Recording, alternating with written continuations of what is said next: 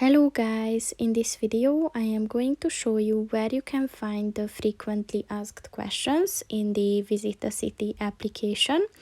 But first I just want to mention, don't forget to subscribe to my channel, because at 10,000 subscribers I am going to show you my whole YouTube revenue statistics and growth strategy, as well as how to make money online. Let's jump into it. First of all, open the application on your phone.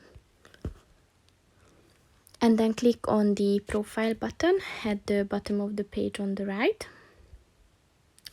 And then click on the contact us button. And in this section, you can see the blue highlighted FAQ page button. So just click on that.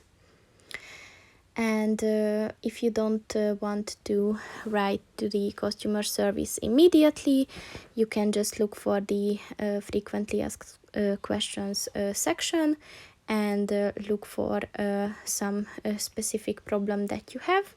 And if you find it, just click on that and you will see that it gives a quite detailed description on any specific question that comes up in connection with the application. So that's pretty much it for this video, guys. See you in the next one. Goodbye.